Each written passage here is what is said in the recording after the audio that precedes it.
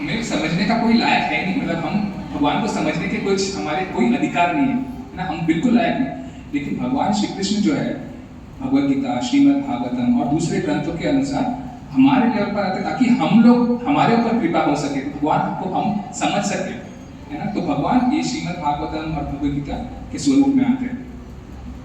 तो आपको ये एक और चीज, जैसे ना अभी आप समझिए आपको मंदिर जाना है, अगर आप ऑफिस से आए हो तो मंदिर जाना है तो आप तुरंत तो नहीं जा सकते ना, आप थोड़ा नहाओगे, कपड़े बदलोगे, मंदिरोचित कपड़े पहनोगे, फिर जाओगे मंदिर। लेकिन अगर आपके पास भगवद गीता है तो उसका अर्थ क्या है, आप मंदिर साथ में लेकर चल रहे हो, क्योंकि भगवान आपके साथ है, आप भगवान का दर्शन कभी भी कर सकते हैं, है ना। तो इसलिए भगवद गीता का महत्व बहुत है। पद्म पुराण में एक्चुअली एक और चीज है, तो ये आपने भी सुना रहेगा, श्रीमद् भागवतम जो पद्म पुराण में ऐसा कथन आता है कि श्रीमद् भागवतम जो है भगवान का स्वरूप है।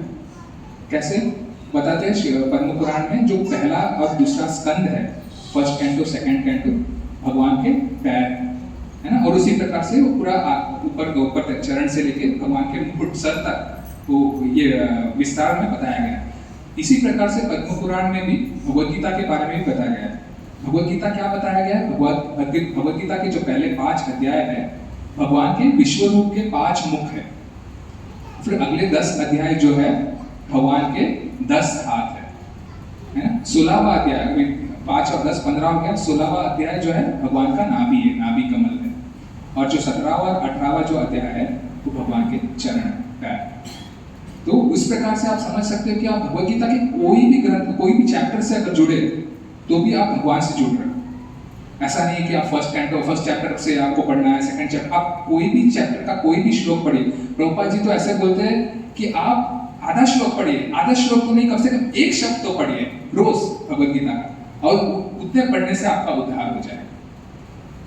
तो ये तो हमने भगवद गीता का एक्सप्लेनेशन समझा हमारे अंडरस्टैंडिंग से। और भगवान क्या कहते हैं भगवद गीता के बारे में, भगवान क्या कहते हैं, भगवद गीता जो है भगवान कहते हैं कि वो मेरा हृदय है। तो आप समझने की कोशिश कीजिए, अगर आप चल रहे हो, राह में चल रहे हो, आप किसी से भी अपना हृदय शेयर कर दोगे क्या? कोई भी अपना सीक्रेट किसी को भी बता दोगे? नहीं ना, वो तो बहुत टॉप मोस्ट है अपना हृदय, तो आप सिर्फ अपने क्लोजेस्ट जो लोग हैं, सबसे नजदीकी लोग हैं, उन्हीं के साथ शेयर करोगे।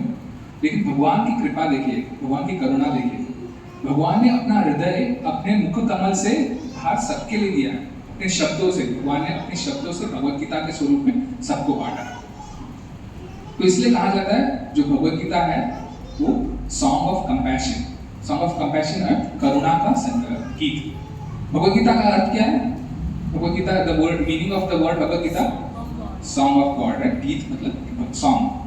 तो उसी प्रकार जो है बताया गया है शास्त्रों में कि ये जो भगवद गीता है करुणा का गीत है, राइट। और एक्चुअली कुछ महान वैष्णव है वो ये भी बताते हैं कि भगवद गीता जो है भगवान का लव लेटर है ना, प्रेम पत्र है हम सब लोगों के लिए। कि भगवद गीता में कैसे बताते हैं भगवान कि अभी देखिए भगवद गीता कितने श्लोक है भगवद गीता में? 700 श्लोक है ना।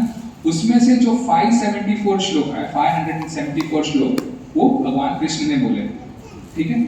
उसमें से उसके बाद 84 श्लोक जो है अर्जुन ने बोले, और उसके बाद जो है 41 श्लोक जो है वो संजय ने बोले। एक श्लोक किसने बोला? धृतराष्ट्र ने। हाँ, सब लोग जान रहे हैं, ठीक है। तो एक श्लोक जो है धृतराष्ट्र ने बोला। तो आप ये समझिए आउट ऑफ दिस 574 जो 574 श्लोक भगवान ने बोला है, उसमें से जो 200 श्लोक है, 200 श्लोकों से ऊपर भगवान ये कहते हैं तुम ये करो तुम्हें ये प्राप्त होगा। जैसे अब तुम मेरी पूजा करो तुम मुझे प्राप्त करोगे, तुम मेरी भक्ति करो तुम मुझे प्राप्त करो, तुम अगर ऐसे करोगे तुम शांति को प्राप्त करोगे ना, तुम ऐसे करोगे तो सुख की प्राप्त करोगे, अगर तुम ऐसे करते हो तो ऊंचे धामों ऊंचे लोगों का प्राप्ति कर सकते हो। ऐसे 200 श्लोकों में भगवान बताते हैं।